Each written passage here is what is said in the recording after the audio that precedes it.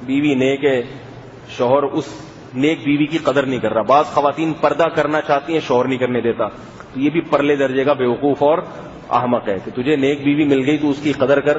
ذمہ داری تو تیری تھی کہ تو اس کو نیک بناتا، مگر وہ غریبی میں اللہ نے نیک بنا دی. اصل میں ذمہ داری کس کی ہے؟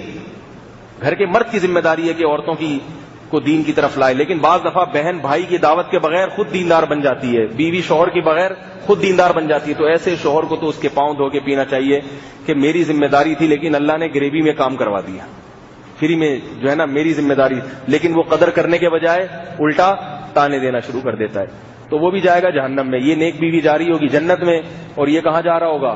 جہنم میں. پھر کہے گا بیگم مجھے بھی ساتھ لے کے جاؤ. تو وہ جواب میں وہی کہے گی جو اللہ نے قرآن میں بتایا ہے کہ انی ظننت انی ملاق حسابیہ.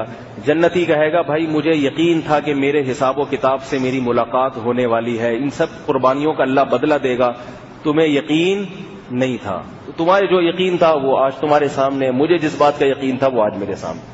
تو اللہ تعالی ہم سب کو نیک لوگوں کی قدر کی توفیق عطا فرمائے اور نیکی کی قدر کی، دینداری کی قدر کی توفیق عطا فرمائے. کیونکہ دینداری پہ سکون دنیا کا ملتا ہے، چاہے ظاہری طور پر دنیا نہ بھی ملے، لیکن آخرت کی ہمیشہ ہمیشہ کی کامیابی. اور اگر ماحول کو لے کے چلو گے، سب جہیز لے رہے ہیں، سب بارات لے رہے ہیں، سب بے پردہ گھوم رہی ہیں، سب ٹی وی دیکھ رہے ہیں، سب فلمیں دیکھ رہے ہیں، تو میں نے دیکھ لیا تو کیا ہو گیا؟ تو ٹھیک ہے، جب سب جہنم میں جا رہے ہوں گے تو آپ بھی چلے جانا.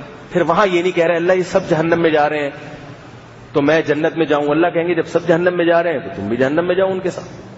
اور نیک لوگ تھوڑے سے ہیں، وہ جنت میں جا رہے ہیں، تو دنیا میں تم ان کے ساتھ اگر رہتے تم بھی آج چلے جاتے. دنیا میں تو تم نے ان کا مذاق اڑایا.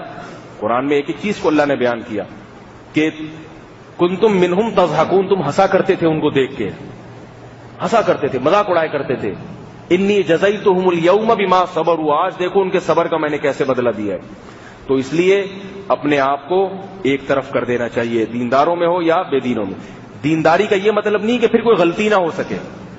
دینداروں سے محبت کرو، دینداروں جیسا بننے کی کوشش کرو. زبان سے کہا کرو بھائی یہ باتیں صحیح کرتے ہیں، ماحول اور معاشرہ غلط طرف لے کے جا رہا ہے، زبان سے بولو.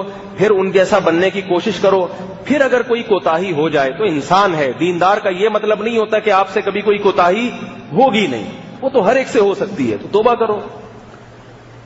اور بے دین کا مطلب کہ آج کل کے جو بے دین ہیں، جو بے دینی کو پسند کرتے ہیں، بے پردہ عورتیں صرف یہ نہیں کہ پردے کو پسند نہیں کرتی، پردے سے نفرت کرتی ہیں. وہ یہ ماحول بنتا چلا ہے. نوح علیہ السلام کی بیوی اپنے شوہر کی دعوت سے نفرت کرتی تھی، وہ کلچر کو پسند کرتی تھی.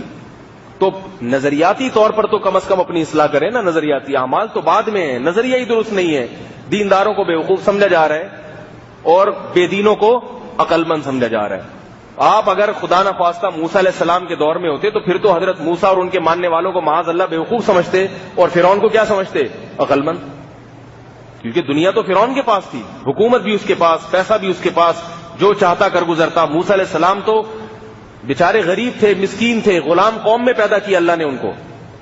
تو اسی طرح جیسے اس دور میں حقیقت میں کامیاب موسیٰ علیہ السلام تھے، حالانکہ ان کو چاہنے والے کم تھے، تو اس دور میں بھی حقیقت میں کامیاب وہی ہوں گے جو دین پر چلنے کی کوشش کرتے ہیں، چاہے وہ تھوڑے ہی کیوں نہ ہو.